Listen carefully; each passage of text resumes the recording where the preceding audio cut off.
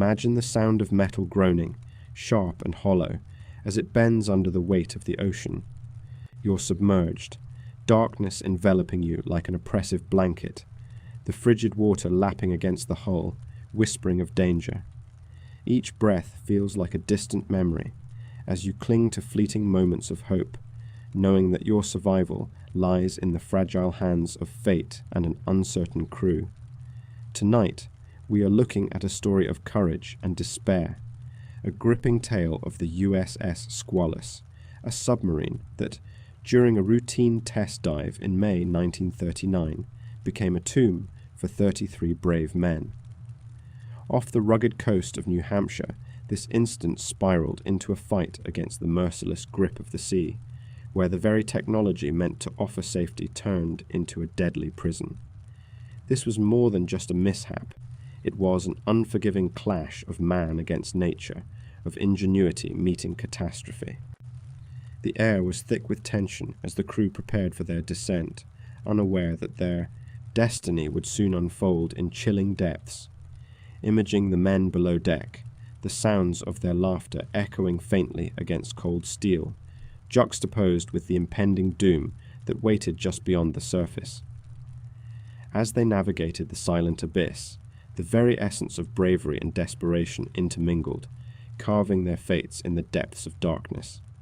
The stakes were staggering, lives on the line, a desperate need for rescue against the unyielding tide of the deep blue.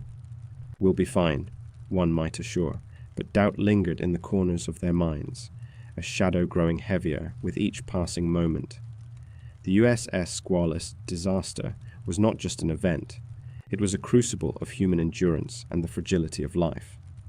In the face of overwhelming odds, the tragedy that unfolded teaches us about vulnerability, humanity, and the stark realities of our existence against the natural world. Join us as we explore the harrowing events of this forgotten maritime tragedy. Trapped, underwater, the USS Squalus disaster. Chapter 1. A routine. Test dive turns catastrophic. May 23rd, 1939. The sun hangs low in the sky, casting an orange glow over the Portsmouth Naval Shipyard. Excitement hangs in the salt-slick air. The USS Squalus, a new class of submarine, waits impatiently at the edge of the water. Gleaming metal reflects the late afternoon light. Men bustle on the deck, their voices a blend of anticipation and nervous chatter. Steel tools clank against metal, and the scent of fresh grease lingers, mixing with salt. "She'll dive like a mermaid, I tell you," Junior Officer David Coates shouts, his excitement bubbling in the air.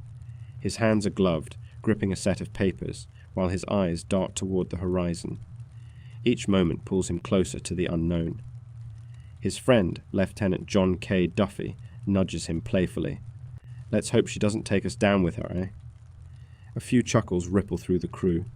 It's that kind of camaraderie, light and breezy. Yet, beneath the surface, an undercurrent of tension simmers. After the last checks, the crew prepares for the dive. The cold metal of the submarine's hatch slams shut behind them, an ominous shudder reverberating through Coates's body. He swallows hard. There's an almost intimate silence as they descend down the conning tower. Inside, the air buzzes with electric anticipation. The vessel creaks slightly, like a sleeping giant roused by the promise of the deep. The crew exchanges nervous glances. This is just a routine test dive, a mere shakedown of the systems. Yet a sense of dread looms. "All stations report ready," Lieutenant Duffy announces, his voice steady. He conceals apprehension well, but Coates notices the slight tremor in his hands as he flips through the launch logs. With a deep rumbling process, the Squalus sinks beneath the waves.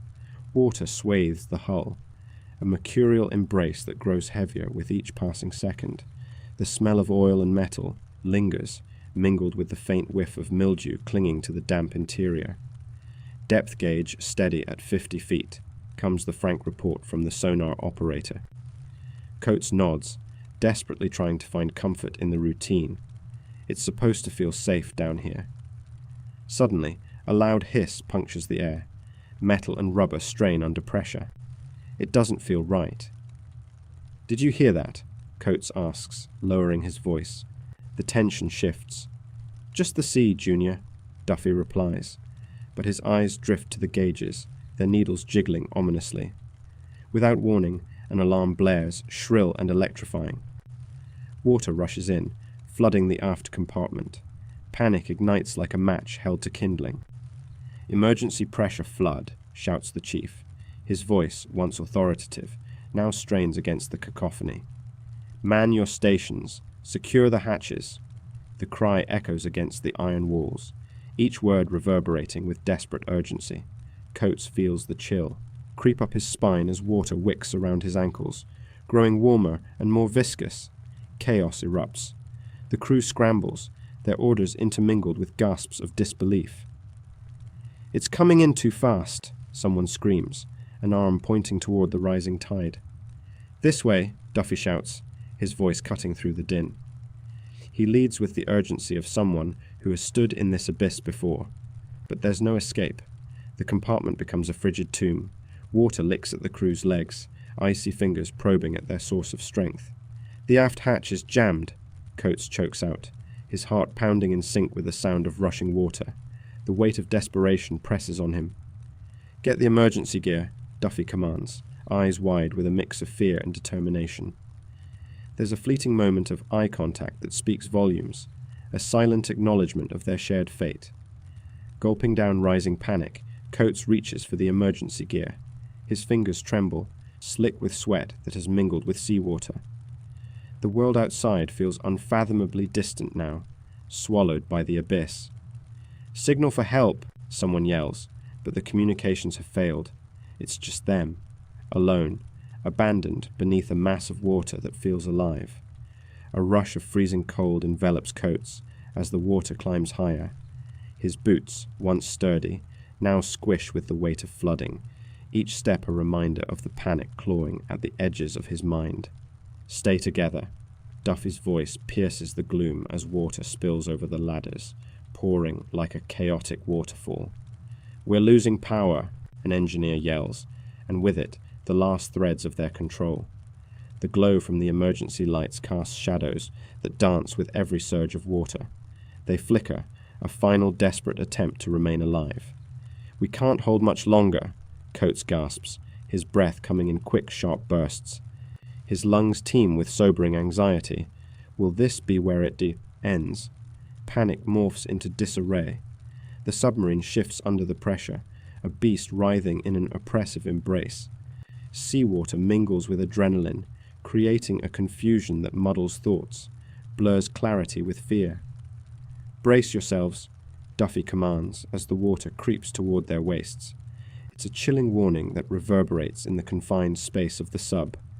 Yet, beneath the terror lies a primal instinct, survival. The crew forms a cluster, determination warring with dread. They fight for the next breath, a primal urge, while the cold subsumes them. Struggling against fear, Duffy and Coates lock eyes again. The moment stretches, a silent promise exchanged amid chaos. "Do you think?" Coates begins, but the words catch. "There's no choice. We fight." Duffy's response is almost a whisper, heavy with unspoken fears. Then it happens. The lights flicker one last time before darkness engulfs them. The hum of the ocean outside becomes a deafening roar. As the cold grips tighter, Coates can barely feel his extremities. The water licks at their chins, salt stinging his cracked lips. In that unfathomable darkness, he feels the pull of despair. The seconds stretch into an eternity. Will help come? Will they escape? Questions swirl like the sea around them. But in this moment, one truth remains. They are trapped, far from the surface, far from safety. What comes next? A race against time, or a tentative embrace of fate? The dark depths hold their breath, waiting. Before we descend further into the dark, make sure you are subscribed to the channel. You won't want to face the rest of this journey alone. And before we continue, drop a comment and tell me where in the world you are watching from tonight. Knowing you are out there, somewhere in the dark, makes this history feel all the more alive. Chapter 2, Immediate Chaos and the Struggle for Survival. cold water spills into the Squalus, a relentless tide invading its steel belly. The shrill sound of alarms pierces through the thick, smoky air. Men scramble as they fight against the overwhelming force of panic and despair. Their world, once a vessel of exploration, has become a tomb. "Close the hatches," Chief Machinist Mate Joseph W. E. Murdoch bellows, his voice hoarse but commanding. The crew, still dazed from the initial shock, responds slowly, fumbling with the heavy levers. A shiver runs down Murdoch's spine. The water rises, brown and murky, reaching for their ankles. With each passing second, the scent of wet metal mixes with the acrid tang of fear. They can feel it, the ominous presence of death lurking just beyond their grasp. Tension thickens, a palpable entity swirling in the confined air, a reminder that time is fast running out. "Get the pumps going," yells Lieutenant Commander Charles N. Truchin, eyes wild with urgency. The sound of rushing water drowns out the crew's murmurs. Boots slip on the slick surface as bodies jostle against one another, fear sparking anger and frustration.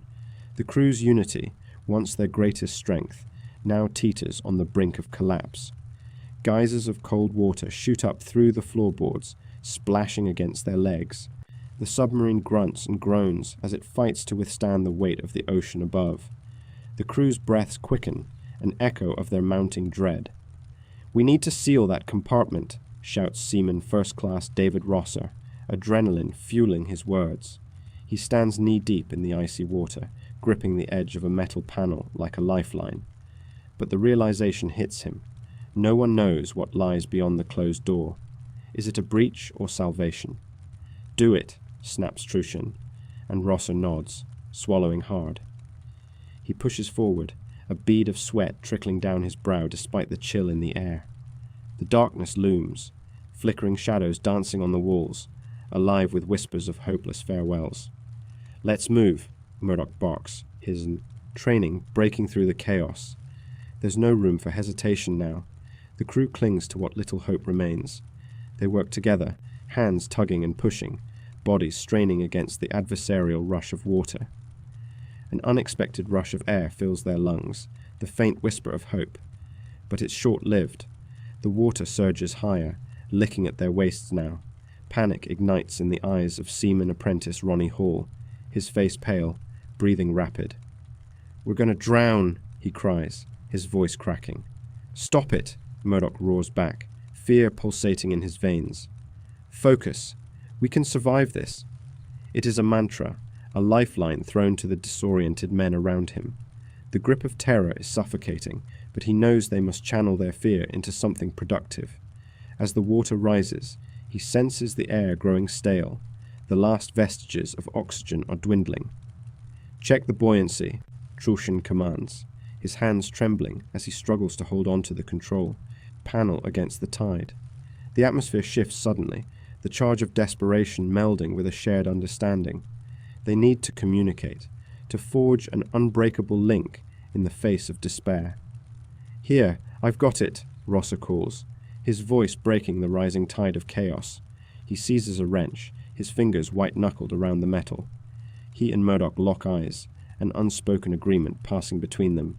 They know they must fight together. "On 3, Murdoch instructs, raising his voice above the cacophony. 1, 2, 3. Together, they slam the wrench against the control panel, sparks flying and metal screeching in defiance. The sudden jolting movement sprays water over them, drenching them further but also igniting a flicker of determination. "He's right," whispers Hall, catching Murdoch's eye. "We can do this." The simple acknowledgement of fear lights a faint spark of camaraderie, a bond essential for survival. Moments stretch like gravity here. Each breath feels like a desperate gasp. Water bubbles around them, the cold seep creeping higher along their chests. Every second stretches painfully long as they battle the rising tide.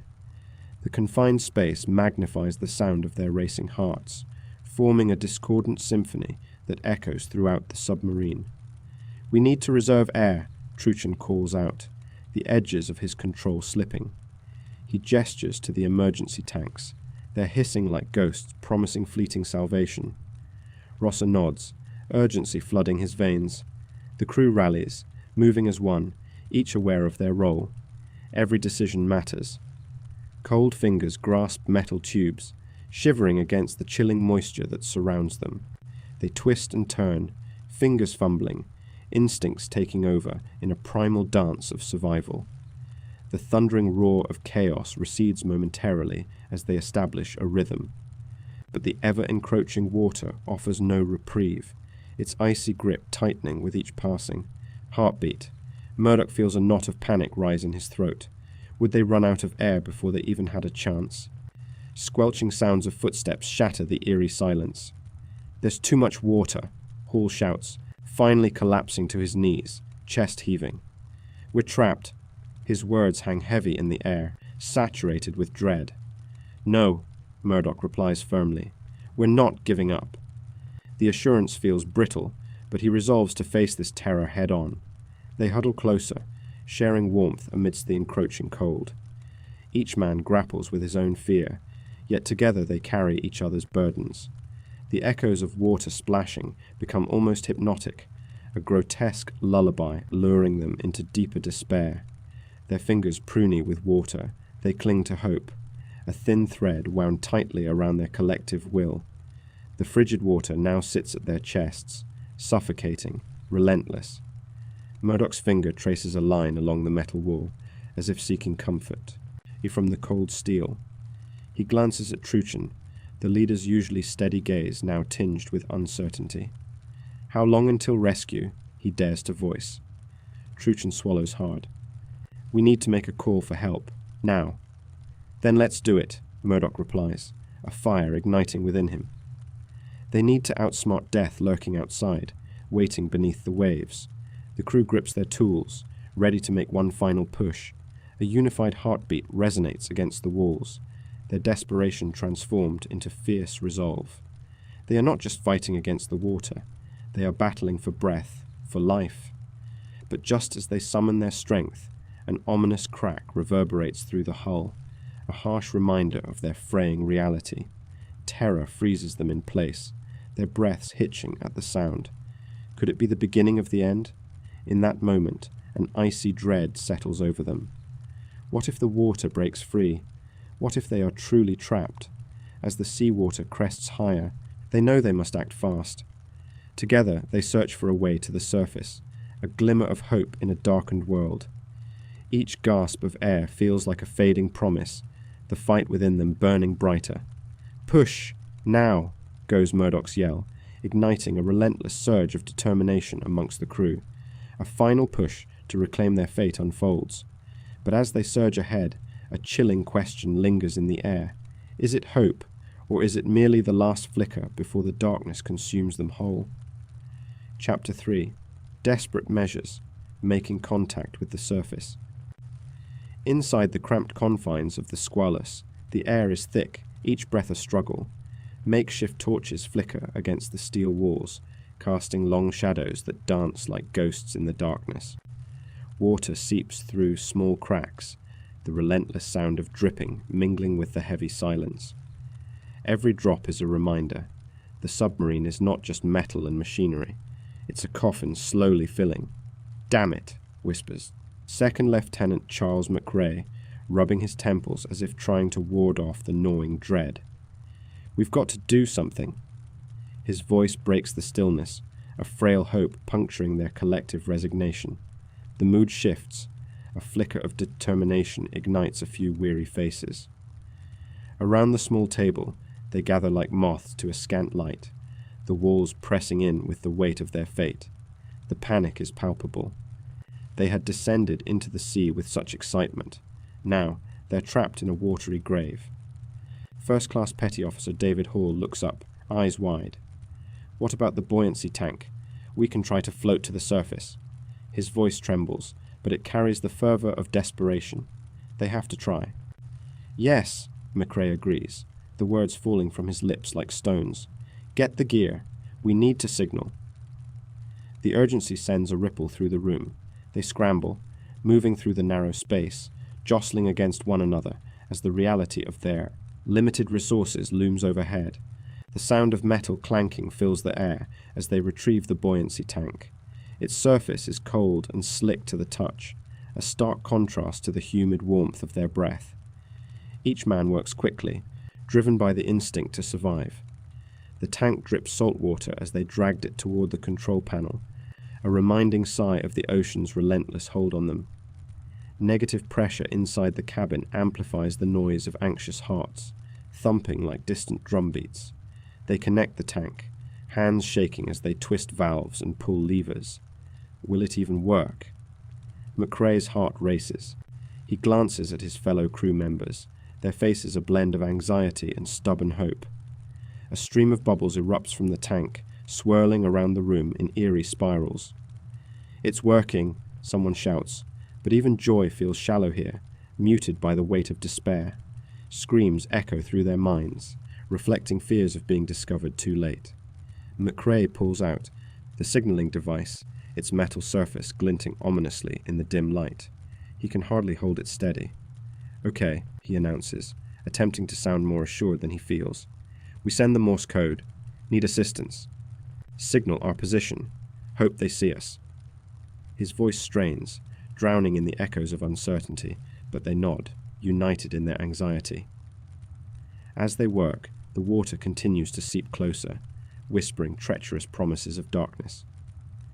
Hall is at the makeshift radio, fingers trembling over the keys. "This better work," he mutters under his breath, urgency sharpening every letter pressed. "We can't drown down here." Each click of the Morse code sends silent prayers up to the surface. Desperation fuels Hall's fingers as they race against an invisible clock. Outside, the ocean roils, a vast, dark expanse, indifferent to their plight. The moments stretch, taut and thick, as if the submarine itself holds its breath, anticipating the reply that may not come.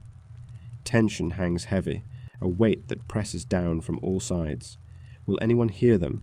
Will anyone care? Minutes feel like hours, and time becomes an abstract concept. They ravage their limited rations, sharing bites of what should sustain them, but food feels like ashes on their tongues. Water is their greatest enemy, rising insidiously, the cold creeping higher. "I can't take this," Hall admits, shoving a half-eaten biscuit into his mouth. "I can't breathe down here. I can feel it." The other men nod, fear reflecting in their eyes. Footsteps echo, quick and frantic. McRae paces, agitated, the metal floor cold beneath his worn boots. "Focus," he commands, his voice sharp. "We need to keep our minds clear.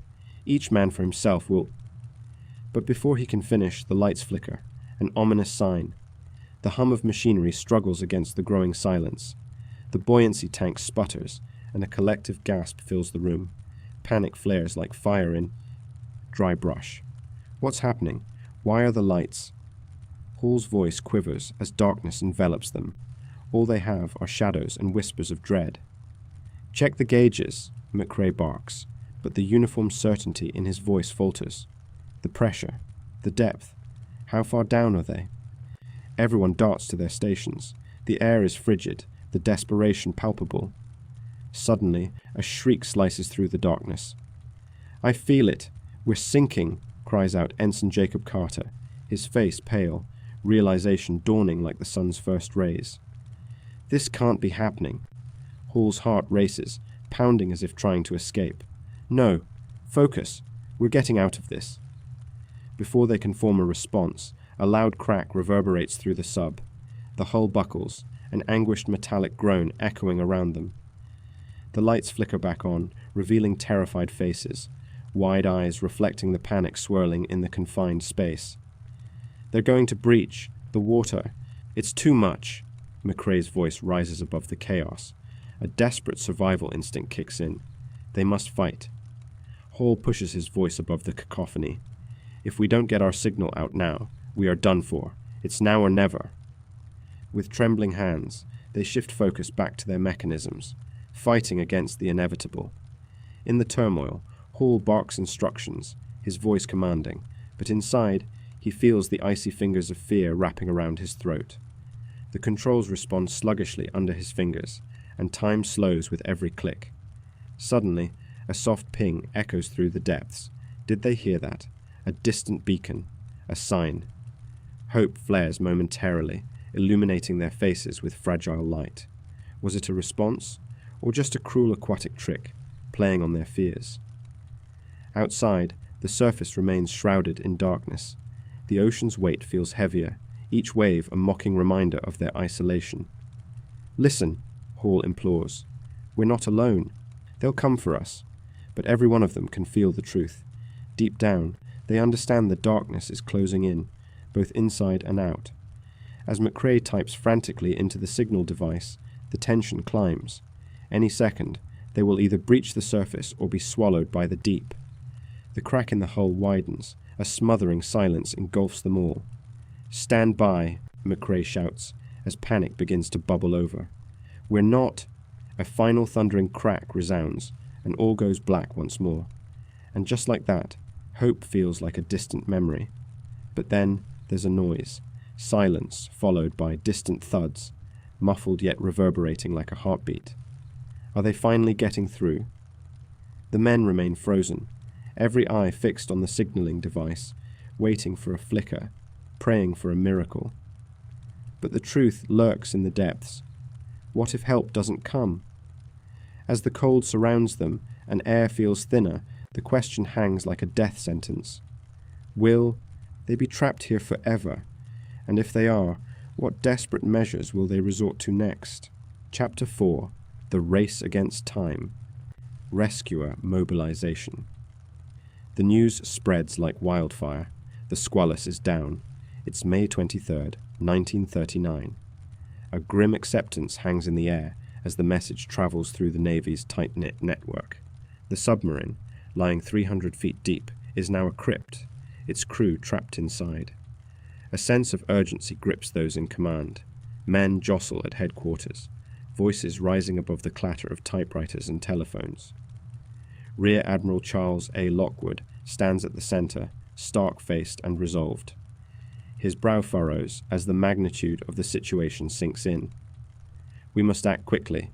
Every second counts," he declares, a tremor of tension betraying his calm facade.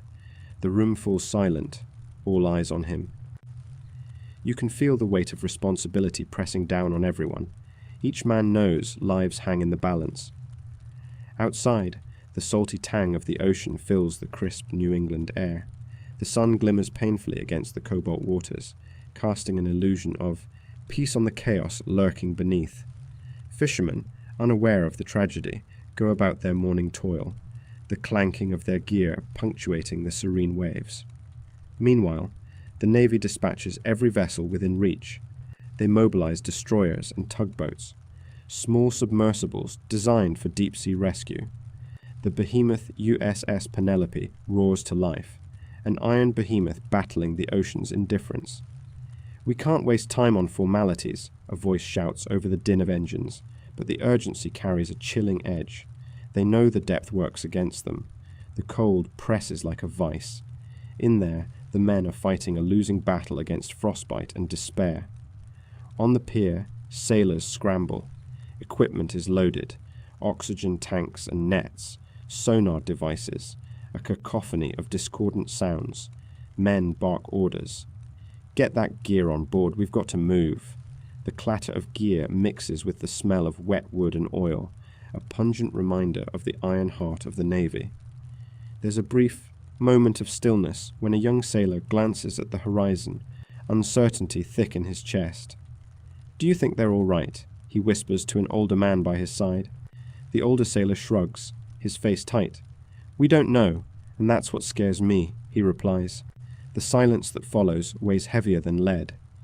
As the rescue operation begins to unfold, rescue vessels converge on the site. A vessel, the USS Falcon, leads the charge, racing against the relentless tides. Tension mounts as delicate sonar equipment emits an eerie pulse, searching for the faint echo of hope submerged in the darkness. In the command center, the men watch the screen anxiously. Waves crash and bubble, obscuring their view. Each pulse of the sonar sends a skittish shudder through the room. "Nothing yet," an operator grimaces. Voices rise and fall, a mosaic of dread and determination. "Keep searching," Lockwood commands, his voice cutting through the gloom like a knife. "We have to find them before it's too late." Outside, the wind howls, the chill biting through wool uniforms. Rescuers move with a grim urgency, faces tight with expectation, teeth clenched against the cold. Each breath is a cloud of steam, and it hangs heavy in the air, a tangible symbol of life. "Time is not on our side," a lieutenant murmurs to himself, glancing at the ocean. Ducks quack nearby, their simple quarrelling stark against the pervasive tension. A momentary distraction in a day draped in darkness. Hours tick away. The sinking sun casts long shadows on the water, the temperature plummeting. Time becomes an enemy. It mocks their efforts with each passing minute. Pockets of silence grow where laughter once resided, replaced by the reality of loss. Finally, a voice breaks the silence. "There, we've got a contact." An operator's excitement fills the room, but quickly turns to disbelief. The faint trace appears, deeper than anyone anticipated. Heart rates spike. "It's them," Lockwood proclaims, voice steady. "We have to intensify our search." Yet there's an underlying fear. What if they don't respond? The chilling thought grips everyone, a collective chill spiraling down their spines. On the surface, a crew member leans over the side of the Falcon, eyes searching the inky depths. He swallows hard, the cool salt spray mingling with the taste of dread on his lips. "Can you hear me?" he shouts into the void. There's only silence in response, the deep ocean refusing to yield its secrets. Underwater, the crew of the Squalus struggles against encroaching darkness. The cold seeps into their bones, and despair settles heavily among them. Grizzled Chief Petty Officer Albert P. Chills fights to keep his crew's spirits up as the oxygen grows thin. Each shallow breath, a reminder of their fragile existence. "Stay calm, men," he urges, his voice firm but strained. "We will be rescued." But even he feels the weight of uncertainty. The sensations of cold seep into their suits, fingers numb as they huddle together, a damp, claustrophobic cluster of anxiety. Outside, the rescuers maintain a relentless call to action. The faintest hope has ignited a fire inside them, compelling them to conjure solutions out of desperation. Each man's resolve hardens, but so does their fear. As the sun begins to drop beneath the skyline, anxiety intensifies. "This will work.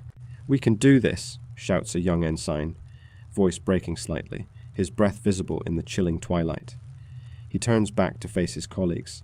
Every face reflects a mix of determination and terror, but aging worries linger. Trepidation fills the air thick as fog as they crowd the deck. "What if we can't get them up?" someone whispers, voice trembling. The lieutenant shoots him a sharp look, forcing silent resolve. "No, we will not fail." With darkness settling around them, the temperature continues its relentless drop. The shadows creep closer, forming an inevitable shroud over both the sea and the men's hopes. The errant winds whip about their uniforms like spectral hands, urging them swiftly forward. Meanwhile, Lockwood knows time is slipping through their fingers like sand. He grips the edge of the table where sonar data spirals out before him. "We cannot let them drown in that coffin," he snaps. The need for action surges alongside fear, a violent but necessary blend. The command issued, boats shift positions, moving closer to the contact. There's an almost audible crackle in the air, a prelude to the chaos of the next moments. All preparation hinges on that single heartbeat beneath the waves. "Ready the salvage gear," a commander barks, like thunder. Indifference to the deep grows into tangible tension as they brace for the next move, the world narrowing to that urgent sound, the thumping pulse of hope fighting against the dark. But just as resolve crystallizes, a realization emerges like a spectre rising in the gloom. They have no idea what awaits them at the bottom. Fingers clutch gear tightly, brows furrowed, hearts pounding. The stranglehold of time bites deeper into their resolve, and as the preparation reaches a fever pitch, a horrified cry echoes above the cacophony. "We've lost contact." The sonar signal fades to static, leaving them dangling in a chasm of uncertainty. Darkness swallows every flicker of faith. How much longer can they last? Will the trapped sailors survive the night? In this intense game against time, the future hangs in the balance, teetering on the precipice of hope and despair, where the next few hours could mean everything or nothing. Chapter 5. Exploiting Ingenuity.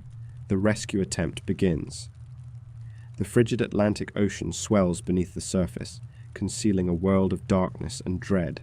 Every drop of water holds the weight of fate. On the blustery deck of the USS Beaver, the crew's breath mingles with the acrid scent of engine oil and salt.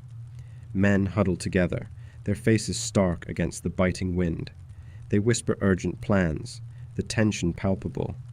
"We can't wait," a voice cuts through the murmur. "We have to go down now." The hold of the submarine Squalus rests 200 feet below. Twisted metal, a tomb cloaked in uncertainty.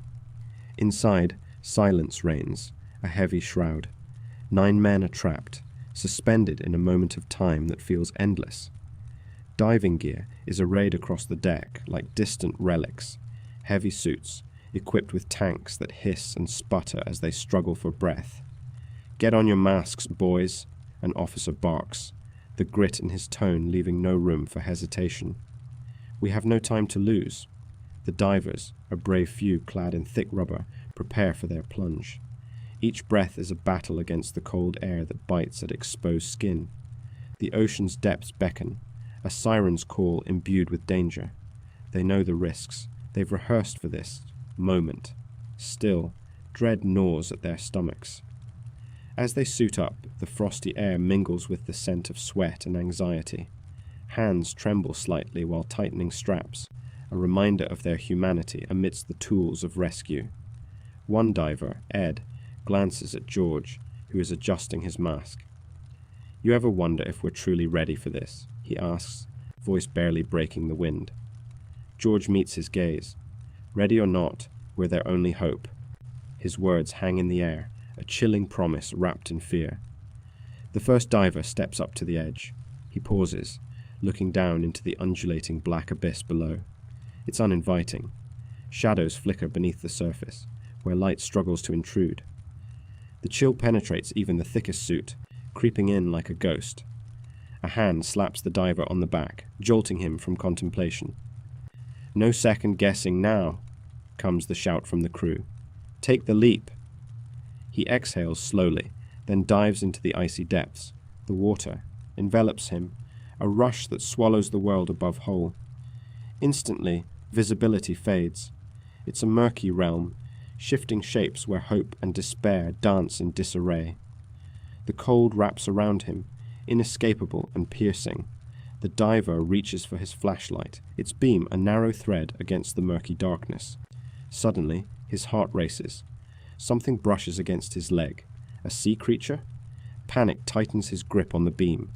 With trembling hands, he sweeps the flashlight around, just fish, darting away from the intrusion. He pushes deeper, navigating the unseen currents, guided only by instinct and the thumping pulse of his own adrenaline.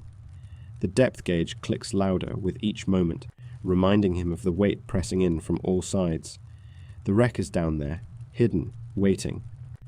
Above, the rescuers watch, hearts thudding in unison. The tension coils like a tightly wound spring. They've calculated every depth, every risk, but nothing can prepare them for the reality of what lies below. Minutes stretch into an eternity. The diver feels the water close in on him like a vice, thick and menacing. His breaths quicken, cooled by the oxygen flowing through his mask.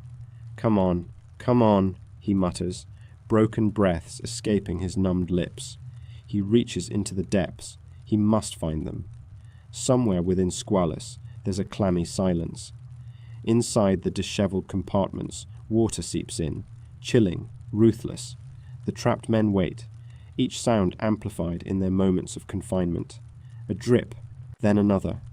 One man, drowning in palpable fear, grips the edges of his bunk. "My God, who's coming for us?" he whispers to the darkness. Hints of desperation cling to the air. "They've got to be coming. They're working on it," a fellow crewman says, voice shaky but filled with stubborn hope.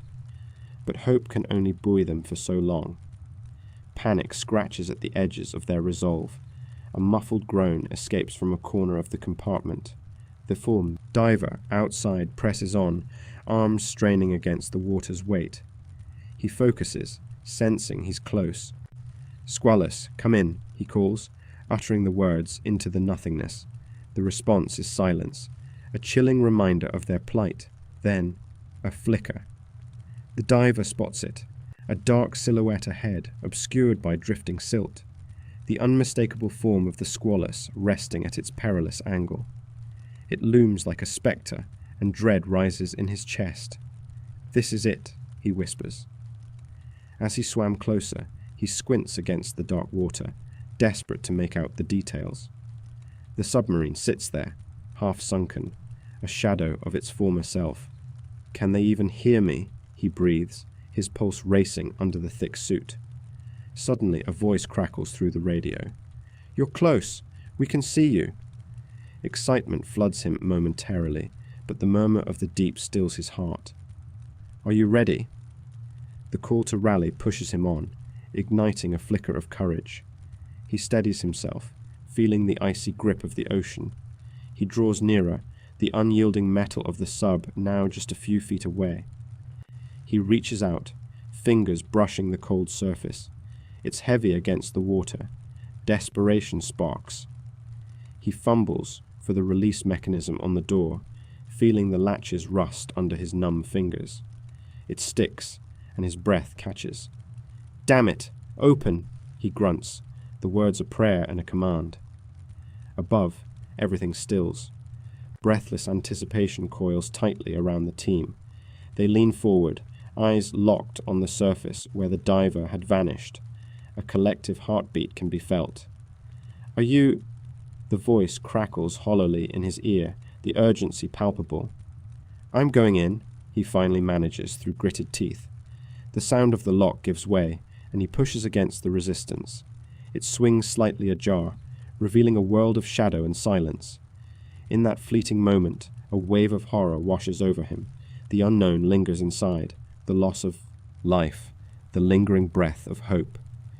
"Hold on," he shouts, hoping against hope. The voices of the trapped crew murmur beneath the waves. Will they hear him? Can they feel the light that he brings with every word? And there it is, a faint answer from the dark. "We're here." The desperation in that voice sends chills through him. But time is slipping away, like sand through fingers. Ice-cold seawater brushes against his skin, and fear morphs into resolve. He has but a heartbeat to make the right choice. Will he be able to free them before all is lost? The pressure of it all weighs heavily. He knows he must act quickly, before the darkness closes in completely. It's now or never. Can he turn back? With one final breath, he pushes further into the abyss. What lies ahead is uncertain, and as he breaches the threshold of the door, one nagging question curls around his heart. Is it too late? Chapter 6. Facing the Elements, Survivor's Dilemma. Dampness clings to the air. Darkness engulfs the men of the Squalus, a relentless grip tightening with each desperate moment. Water seeps slowly, rising inch by treacherous inch, infiltrating their confined space. Panic simmers beneath the surface, but survival instincts kick in. "Keep it together, boys," Lieutenant Dempsey whispers, his voice steady, though its tremor betrays the dread in his heart. He peers into the murky depths of the submarine's interior, where hope feels faint. The cold has a penetrating bite. It seeps through uniforms, biting into exposed skin. A soldier named Petty Officer Roberts rubs his arms and clenches his teeth, creating little resistance against the frost creeping into his bones. "How long can this last?" he murmurs, eyes wide with fear. "Long enough," replies Chief Daly with forced optimism. His breath is visible, a ghostly plume against the darkness, but deep inside, he knows the gravity of their circumstances. They have no clear answer, no way to gauge the creeping water or the dwindling air. Minutes tick by like hours. Each second magnifies their isolation. The sound of water gently dripping brings a visceral reminder of their fate, echoing off the steel walls. a slow, hollow sound that seems to mock their very existence. Roberts looks down at his hands, trembling.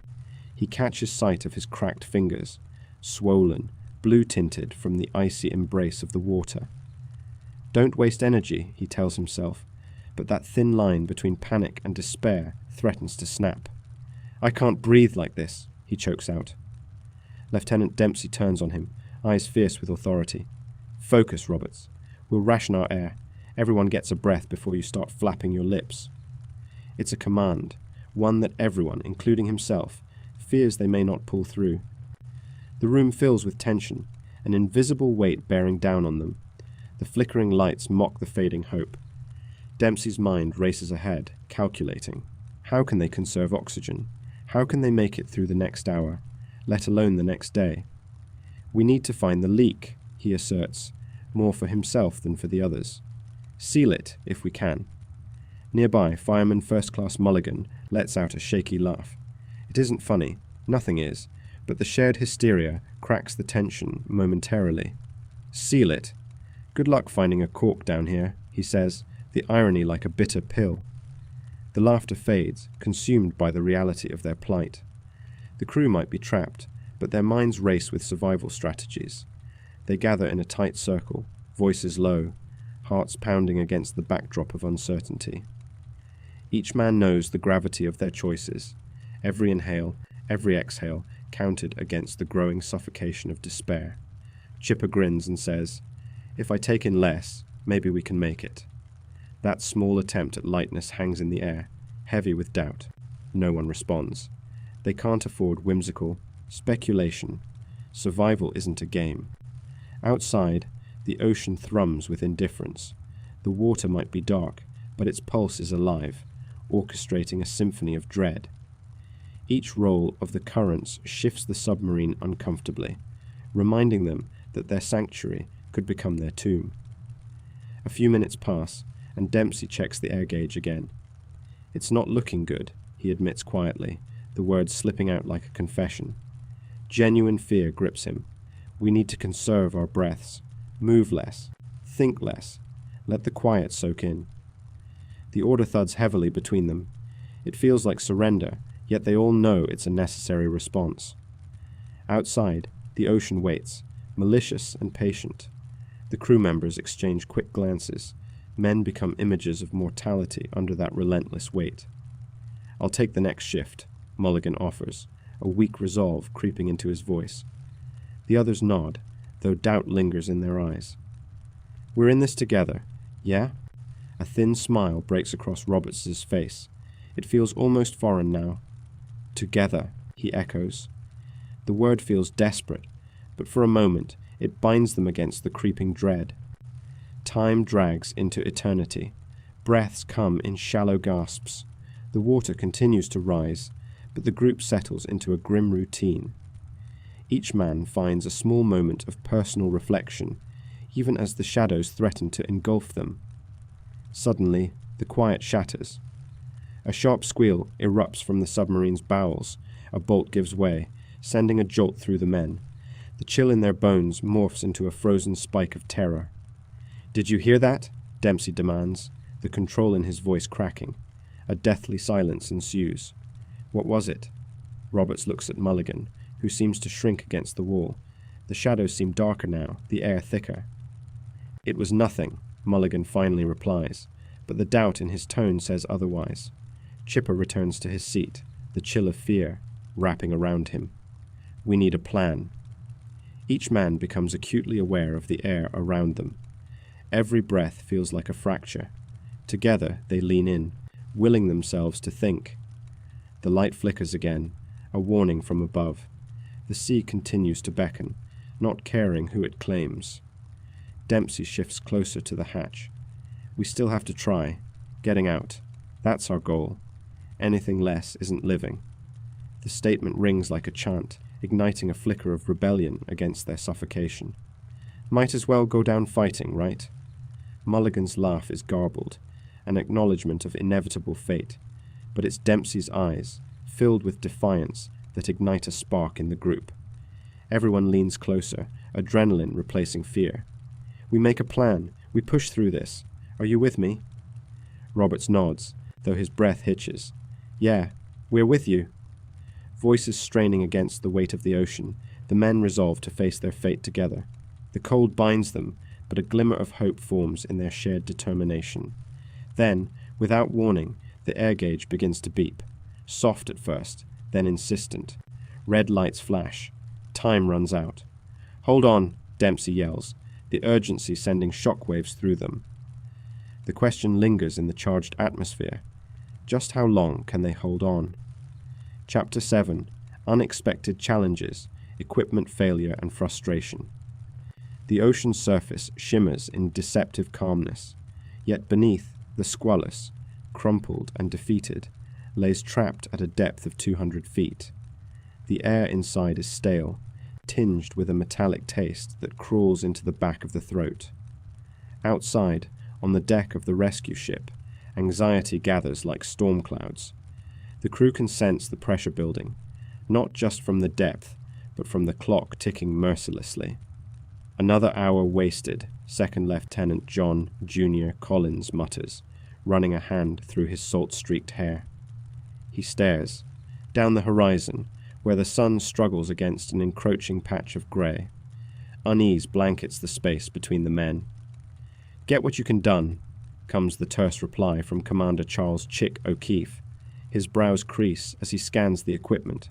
We're losing men down there. The rescue vessel, the USS Falcon, vibrates with the hum of machinery. Yet, an unsettling sputter draws Junior's attention. He moves closer to the source, the main winch, and notices the oil seeping slowly from a gash, glistening black against the cold grey metal. Damn it, he curses under his breath, frustration bubbling within him. This isn't just machinery, it's hope. Each creak of metal intensifies the weight in his chest.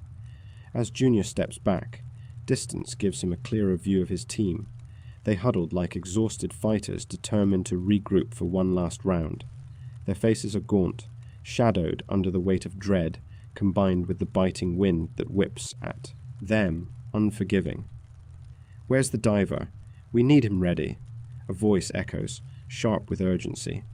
Just 10 more minutes.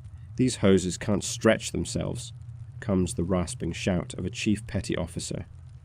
His hands are slick with grease, every movement frantic and desperate. In the quiet chaos, the first dive bell swings ominously overhead. Everything relies on its functionality, the one lifeline that could bring them the crew. They need it to work without fail. The air is thick with tension, a collective expectation that reminds them they're dangling over the abyss, even up here on the surface. The bell descends slowly, but then, a jarring jolt. An ominous screech pierces through the air. The device hiccups, then falters. The crewmates exchange dark glances, dread curling in their bellies. The chief petty officer's face drains of colour. No, not now, he mutters, hurriedly pressing buttons. Frantic clicks and beeps dance with the sound of waves, crashing against the hull. The bell shudders, fighting to descend further, but it's stuck, caught in a cruel game of fate. They're running out of air. Junior's voice rises above the cacophony. Panic surges, coursing through the veins like ice. We can fix this. We have to. It's O'Keefe, grounding himself, desperate to instill confidence, whether in himself or the others, he can't say. He approaches the chief, whose knuckles press white against the steel. We need to reroute the system. If we redirect the power... Sir, a young seaman interrupts, wide-eyed. What if it burns out the generators? We might lose everything. Then we do it all again. We can't leave them, O'Keefe snaps, a flicker of steel in his tone. Eyes dart like prey caught in a hunter's gaze. Silence persists for a tight moment, tension coiling like a spring ready to snap. Let's have at it, shouts the chief, determination igniting his voice. The crew sets. To work. Urgency fueling their actions. Metal echoes as tools clatter. Hands move with urgency. And in their fervour, they can almost forget the horrid reality below. But time gnaws at them, relentless. Every tick of the clock is wrapped in dread, crushing spirits, gnawing at hope. It sinks in that something far more fragile than metal is in danger. Down below, inside the oppressive confines of the Squalus, despair amplifies with every passing minute. The crew struggles for breath, hot puffs of air mingling with the stench of oil. The sound of rushing water eerily surrounds them, a constant reminder of their bleak situation. "Keep calm, boys," comes a voice rough and strained. Chief Petty Officer Harry Hurst tries to instill a sense of composure amidst the mounting panic. "We've faced worse." A shudder runs through the metal walls of their tomb, as if echoing his bravado. "Worse? You mean like drowning?" someone grumbles. It's followed by a muffled laugh, born of this desperation. "Enough of that," Hurst barks, though he finds no real authority in his tone. It's merely bravado in a game of shadows and whispers, where every second feels like an eternity. They count down breaths, seconds turning into hours, time twisting in a cruel silence. Back on the surface, every failure heightens frustration. The divers and crew are volunteers from the best of the best, yet now their skills are hindered by faltering machinery and the cold reality of time. "Is the air pressure stable?" O'Keefe's voice slices through the din, his eyes narrowing on the gauges. This detail matters, crucial like a lifeline surfacing amidst the tides. "Barely. We've lost a third." The chief's eyes widen with a mix of anger and fear. "But we're working for—" Then another shriek. The compressor, belching thick clouds of steam, threatens a backlash. Metal grinds, piercing the air. Junior's heart races. The weight of uncertainty settles on every man, standing there. "Shut it down," O'Keefe snaps, the urgency electrifying the group. "Replace the faulty valve. Now no hesitation." They scramble like ants displaced. Chaos swirls through trained precision, but every movement carries the heaviness of fear creeping into their hearts. As desperation thickens the air around, they can't ignore the fracture in their resolve. The shadows loom larger. "He's going to lose it," Junior chokes out, thinking of Hurst and the others. "We don't have much left to give." "Then we give everything." O'Keefe's eyes blaze with determination. It feels like the man is rallying against a ghost, an unseen enemy lurking beneath. Seconds stretch into lifetimes, every choice weighing like lead. On the Squalus, panic escalates. People clutch their hearts, hope slipping like grains of sand through fingers. Hurst keeps glancing at the gauge, each slow tick a reminder. They may not make it out. "Keep your head," Hurst shouts, attempting to remain the bulwark against fear's rising tide. The air feels thick and clammy, every damp breath a reminder that time does not yield. He swallows hard, sensing an acrid bite in the air that never should have been there. Up top, the crew's hands start to shake. Sweat drips down faces, etched with focus and fear as they scramble to fix the generator. "Faster! Get it done!" O'Keefe's growl is barely contained in sanity. They can all sense the tightening coils, the impending snap of inevitable failure. The seconds feel like hours, shadows growing, devouring time. The world below teeters on the brink of hope and despair. "Got it! The valve's replaced," shouts a voice, yet it barely rises above the current of worries, the tide of fear that has taken hold. "Now we test the systems," O'Keefe shouts, panic bubbling under his skin. They hold their breath, every sound amplifying the dread, but beneath, in the suffocating black waters, one knows.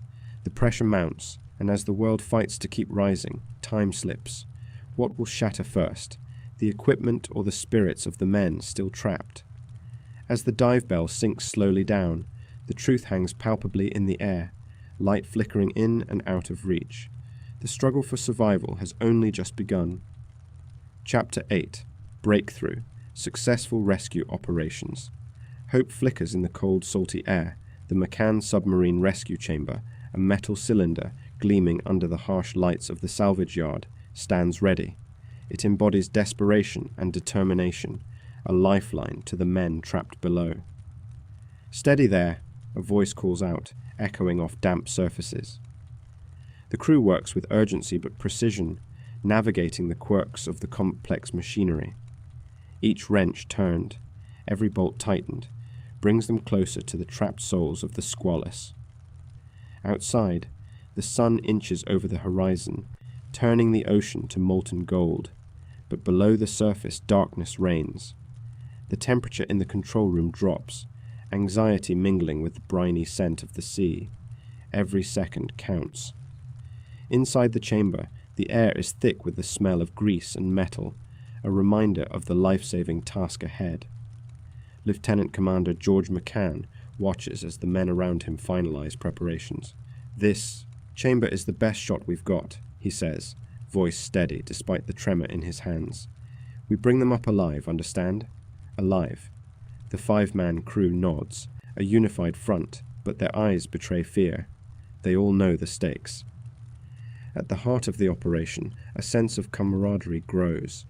There are laughter and shared memories, a brief escape from the claustrophobia of their situation. "Remember when we thought the sea was our biggest enemy?"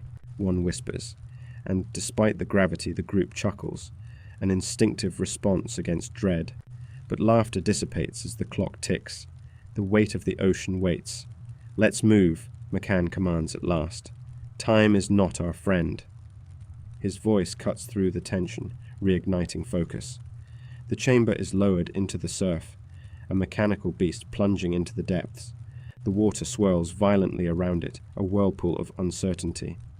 "Depth, 100 feet, a crewman announces, his voice tight. Each foot feels like a mile.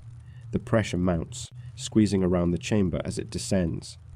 Inside, the crew of the Squalus is slipping deeper into darkness, the chill seeping into their bones. Lieutenant Earl W. Smitty Smith shivers in his cramped section, fingers numb against his pitch-black surroundings. "We can't wait forever," he murmurs to no one in particular. "They'll find us. They have to." Across the hull, Chief Petty Officer H.L. Harry Davis, missing a boot that had been discarded in the desperate shuffle, rubs his cracked lips. "Listen," he says, his voice raspy. "If we don't get out of here soon—" He trails off, swallowing hard. Just then, a muffled thud reverberates from the hull. The sound is foreign, yet familiar.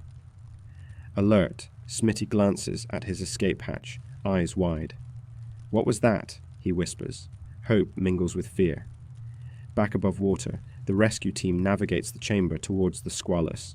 They feel the strain of their gear, the rubber lining pressing against their skin, a tangible reminder of the mission ahead. "Coordinates locked," another crewman announces through gritted teeth. Nervous energy crackles in the air, an electric charge that turns hearts to ice. As the chamber latches onto the Squalus, a rush of turning gears draws a collective breath. "Here we go," McCann breathes, signaling a shift from hope to action. A wrenching noise pierces the surrounding roar of the sea. The chamber's pressure mounts as it makes contact with the sub's hull. "Keep it steady," McCann's voice rings out, a rope of steadiness tying the team together. They adjust the machinery, coaxing it to work through sheer will and training, a blend of desperation and duty.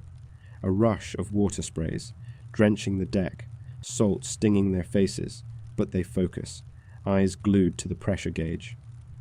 Depth readings flash, 80 feet, 70, each a countdown.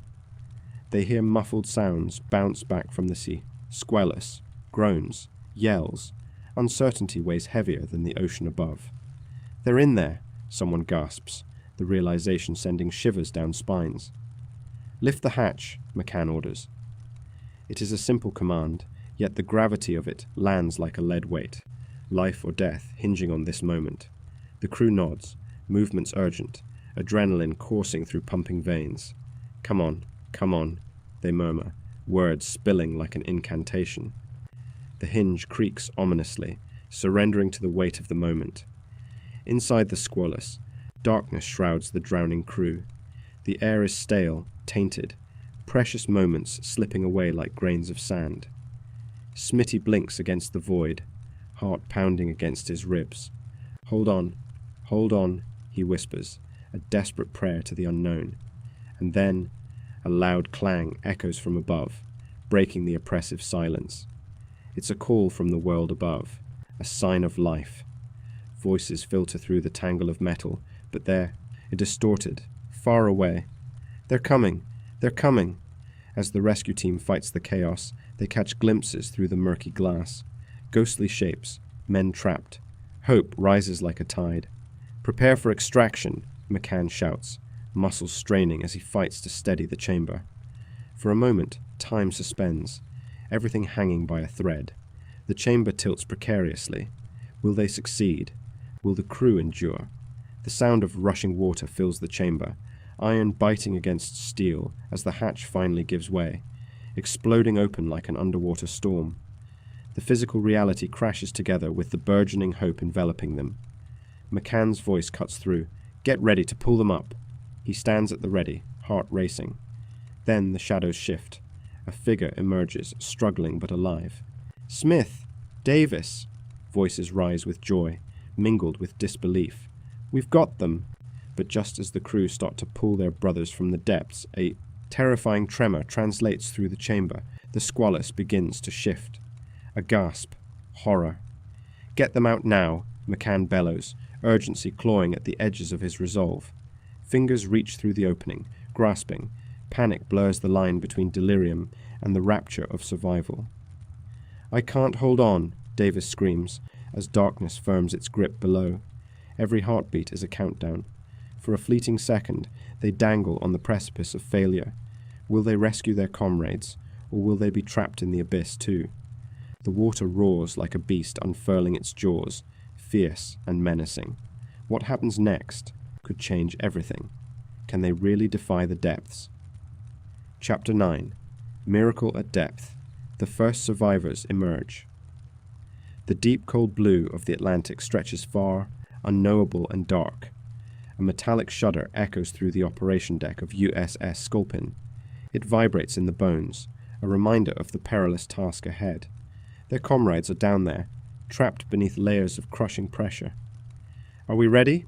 Commander Murray asks, his voice low and steady, though the tension behind it is palpable. "Yes, sir," replies Lieutenant Nebel. Each word clipped, the weight of responsibility thick in the air. The fresh salt of the ocean mingles with the acrid scent of oil and fear. They wait, hearts pounding, desperate for any sign of life below. 3 days in the depths, 3 harrowing days of silence. But now hope awakens. The Squalus's hatch creaks open, an invitation that calls to the brave and the foolhardy. 70 feet below, aboard that sunken vessel, the crew huddles together, their breaths shallow. "Do you smell that?" one sailor whispers, his voice a ragged thread. The air is stale, a mix of diesel and despair, but beneath it there's something more, an echo of rancid metal. "Not much time left," another murmurs, eyes wide. "If we don't get out, we'll die like rats in this tomb." Minutes drip slowly into hours. Each second drags, laden with uncertainty. Then a sudden jolt. The sonar operator, eyes glued to the screen, lets out a breathless, "They're responding! We've got 2 men alive!" Cheers erupt, but they feel distant, muffled by the weight of the ocean. Around the table, men grasp each other's shoulders. They almost dare to believe, hearts racing, yet shadowed by fear of the impossible. "Prepare the rescue chamber," Commander Murray orders, resolve firing through the tension. As the divers gear up, the glaring lights above pierce the fog of uncertainty, illuminating their faces, lined and anxious. The sound of air tanks hissing is a steady reminder of life above the waves. Outside, the sea churns, restless and turbulent. Water splashes against the hull with a rhythmic, ominous thrum. But within the confines of the rescue chamber, there is only silence and hope. The message crackles through the radio, its voice shaky but resolute. "They found us. It's real. We're still here." A spark ignites in the hearts of those grouped around the radio, some wiping tears they didn't know they had. But Murray's mind races ahead, a clock ticking down to the moment of extraction. "Time is of the essence. They could run out of air," he snaps, urgency cloaked in command. The crew rallies, adrenaline surging. "Stay calm," they chant among themselves, but the reverberations fail to drown out the whispers of doom. A diver approaches the hatch, heart pounding, fingers tinged with salt and foreboding. He steps into the dark water, the biting cold enveloping him instantly. With each stroke downward, the pressure builds, wrapping around him like a vice. Shadows flicker as he descends, a desperate flicker of hope, blended with anxiety. Would he really find them alive? "Remember, boys, stick together," he murmurs, heart racing. If only they could hear him, those brave souls below. If only they had his warmth when the cold wrapped its fingers around their throats. Inside the Squalus, the atmosphere is thick, humid, and overwhelmingly suffocating. Two figures lie slumped against the wall, eyes glossed over but alive. Each breath comes in shallow gasps. You're here. We're going to get out," whispers Chief Machinist Johnny. His voice trembles, but holds on to hope, fluttering against despair. The diver reaches them, eyes wide in shock. "I'm here to take you home," he cries, voice echoing off the wet metal walls. Energy pulses through him. They're still alive. Johnny clutches the wall for support, trying to regain breath. "How many more?" he croaks, his throat raw. The question lingers in the air, heavy and insistent. "Dunno. I think more of us," the diver stammers, glancing back at the hatch, anxiety creeping in. Time is slipping away. Up above, on the surface, a watchful world hangs on every transmission. News agencies scramble as the rescue operation unfolds. Men, women, children, eyes glued to the flickering images of hope and despair. They hold their breath, waiting, longing for an ultimate miracle. "We have two," murmurs a reporter, urgency lacing her voice, "and more might be coming." Her words ripple through the crowd gathered, fingers interlaced in anxious prayer. "Bless them," a woman nearby whispers. A child clings to her side, wide-eyed, absorbing the weight of the moment without understanding. Back in the depths, the diver battles the encroaching darkness. He can't linger. "We have to go now," he insists, pulling at Johnny, urgency driving every motion. At that moment, the walls groan around them, a reminder of the vast ocean pressing down, as though it senses the breach in its fortress. The diver's heart thunders against his chest. They swim, pushing upward, the weight of the water almost unbearable. Johnny moves, but it's a struggle. "Just hold on," the diver urges, fingers clutching the damp fabric of Johnny's coat. Cold pinches at Johnny's skin, but there's warmth in the diver's touch. They break the surface, gasping, the fresh air a shock that stings like needles. Mixed with the salt water, it is almost too much to bear. "Bring them in. We've got them," commands Murray over the radio. Voices rise and cheer, fraught with the raw energy of survival and relayed uncertainty. Splashing from the side, another crew member extends a hand. Johnny grasps it, finally pulled into a world of light. But even as they cheer, relief threads itself with the stress of what remains. "Over here. Hurry," shouts another voice, drawing attention back to the depths.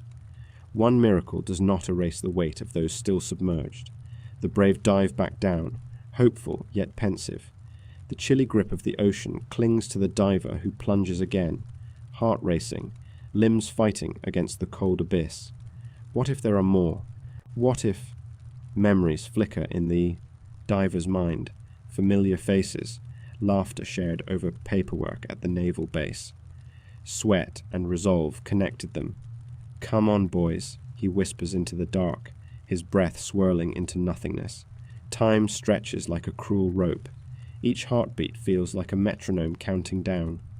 Then, abruptly, he spots another silhouette grasping at the walls. They pulse with a wave of relief.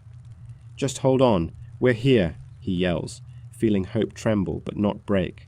But arriving back up above, the cheering subsides. Their excitement tethers itself to the stark reminder of loss. Some are still left behind. As they hoist the last survivor aboard, the cheers waver, replaced by a hushed, somber realization. Eyes dart back to the ocean, wondering about the fate of those still entombed below. The sea is dark, its depths merciless at this hour. The stage is set. The next operation is imminent. Some men will still be trapped. How many could survive? What would they find when they reached out into the depths once more? Chapter 10. Aftermath. Lessons learned from the Squalus disaster. Amid the shadows and echoes of the Squalus disaster, the waters calm, but the turmoil in hearts and minds churns fiercely. Survivors from the Squalus emerge, but they don't simply walk onto the decks of rescue ships. They stagger, hollow-eyed and damp, as if the salt water and fear cling to their very souls. Every breath feels heavy with the weight of ghosts. Chief Machinist's mate Alexander Pierce stands on the deck, staring back at the dark abyss. "I can still hear them," he murmurs, voice cracked and barely a whisper. "The ones we couldn't save." The sun beats down, its warmth foreign and almost mocking. It filters through layers of trauma, illuminating faces lined with loss. Each survivor clings to their humanity, but something precious is eroded. The air hums with unspoken guilt, regret woven into shared glances. Adrift in the aftermath, the Navy launches into a grim analysis. Aboard makeshift tables scattered with diagrams and equipment scraps, officers huddle over maps smeared with grease and ink. There's urgency in their eyes, but also a daunting fear. The question hangs heavy in the air. How could this happen? Lieutenant Commander Arthur L. McCormick sits back, his hands stained with graphite dust from sketching subdesigns. "We've got to figure out what went wrong," he insists, voice steady. "We can't bury this under the sea." Heads nod in agreement, but the unspoken truth lingers. Change is unavoidable, yet the regrets of those lost shapes the air thickly. They want answers, something to justify the lives taken by the ocean's cruel embrace. In the dimly lit conference room, reports of the disaster paint a bleak picture. Engineers analyze the design, the flaws that turned a vessel of innovation into a tomb.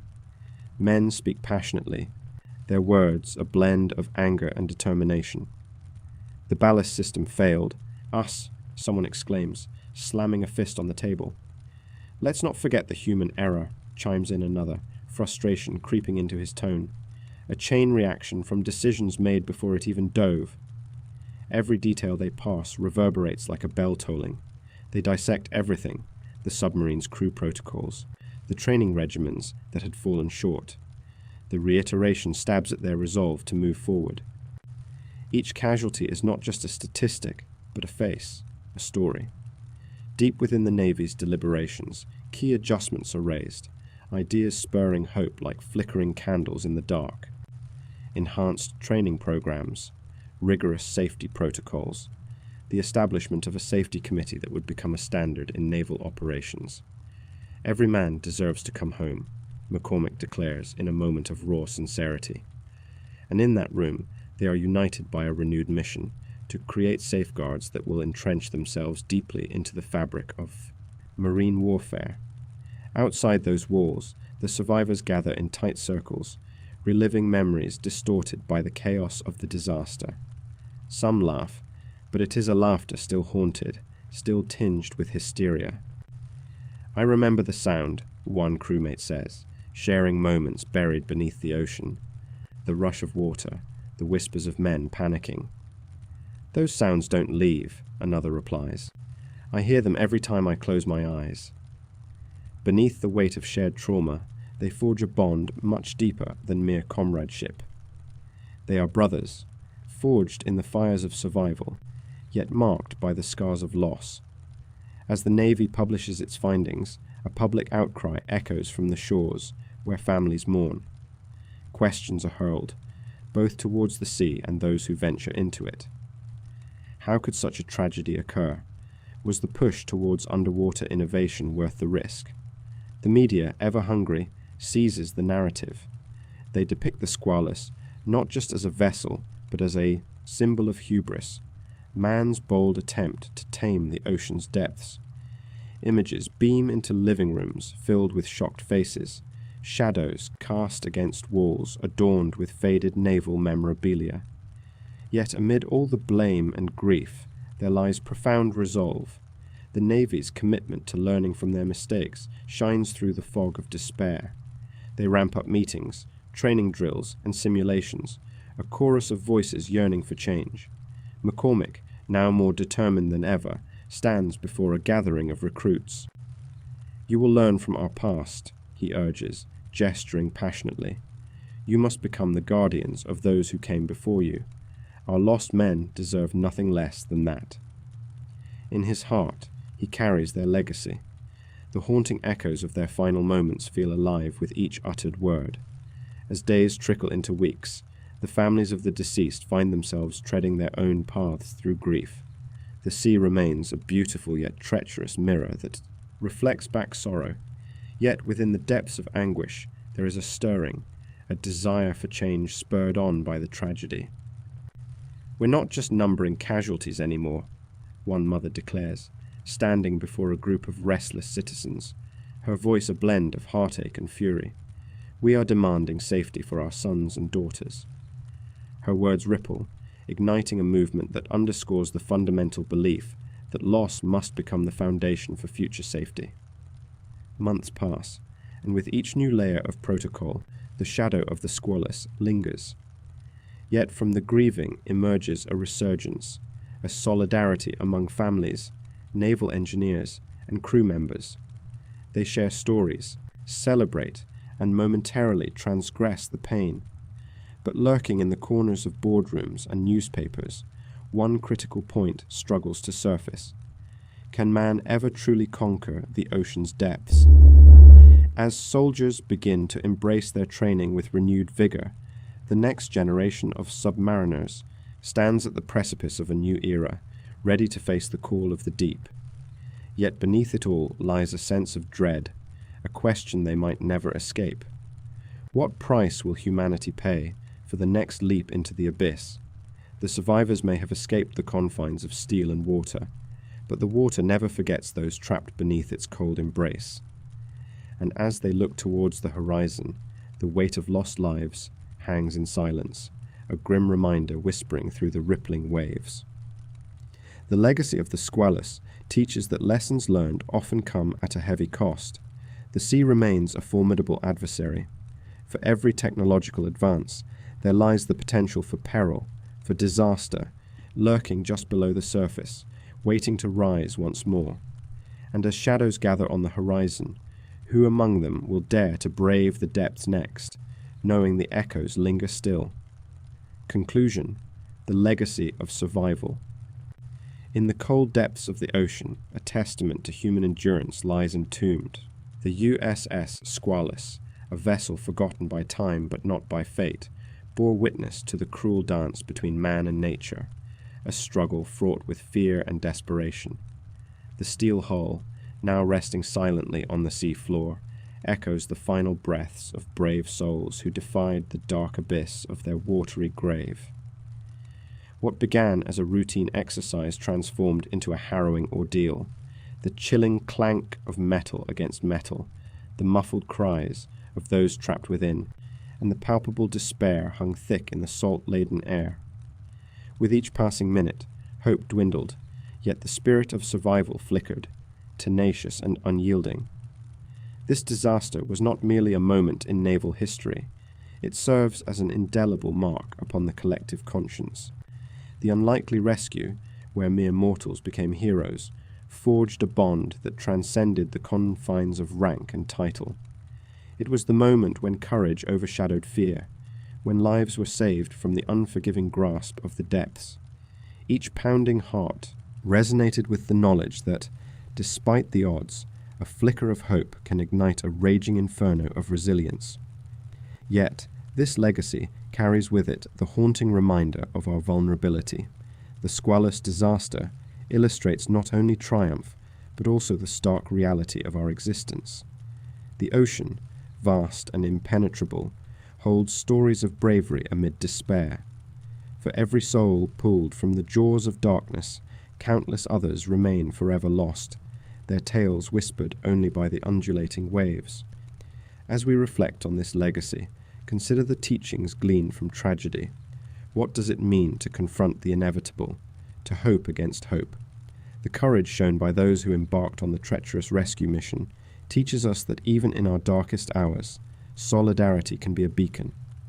Each pioneer of the past informs the present, inviting us to engage with history's deepest scars. The legacy of the Squalus beckons us, compelling us to remember, to honor those lives intertwined in a moment of crisis, and to acknowledge the sacrifices made in the name of survival. It is a reminder that the human spirit, when faced with despair, can become a force of nature itself. As we draw the curtains on this chapter, let the haunting echoes of the Squalus whisper in your mind. If this history has left its mark on you, leave a like. It tells me you survived the journey. Drop a comment below. I want to know what part of this story haunted you most. And as we plunge deeper into the shadows of our past, prepare yourself for the next Dark History video, where we unravel another tale shrouded in mystery and dread. Until next time, remember, some stories are not just told, they are felt.